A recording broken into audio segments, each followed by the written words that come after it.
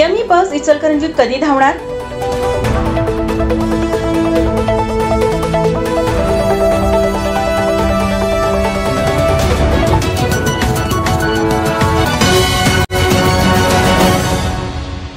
इचलकरंजी शहरासाठी पीएमई बस मंजूर होऊन 5 ते 6 महिन्याचा कालावधी लोटला तरी अद्याप त्याच्या बस धावण्याच्या तारखा जाहीर झालेल्या नाहीत।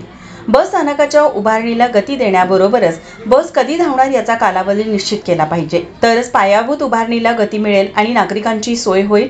याबाबत आयुक्त ओमप्रकाश देवटे यांनी या सुविधाबाबत आढावा घेण्याची गरज आहे।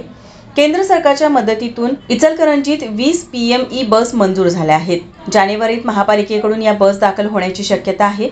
त्यासाठी सोलगे मळ्यामध्ये बस आगाराची निर्मिती केली जात आहे।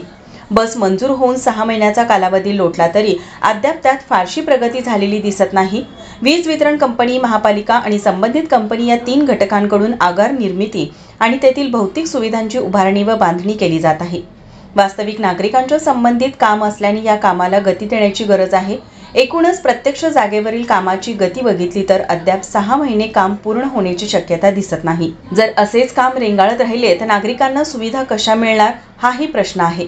बसचे जे काम बघत होते त्या उपायुक्त सोमनाथ आढाव यांची बदली झाली आहे। यानंतर या कामाचा पदभार उपायुक्त प्रसाद लाटकर यांना देण्यात आला आहे।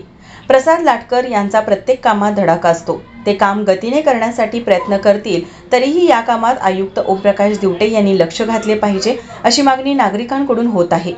त्याचबरोबर बस मार्गाचा आराखडा करताना सर्वाधिक उत्पन्न मिळवून देण्याबरोबरच नागरिकांची सोय करण्यासाठी सांगली, मिरज, हातकणंगले आणि नृसिंहवाडी या गावाच्या फेऱ्या जास्त ठेवण्यात बरोबरच प्राधान्य देण्याची गरज आहे। कारण कर्नाटक, उत्तर प्रदेश आणि मराठवाडा या भागातील नागरिक आणि व्यापारी शहरात या मार्गे मोठ्या प्रमाणात येत असतात। सिटी बसचा उपयोग त्यांना चांगला होईल।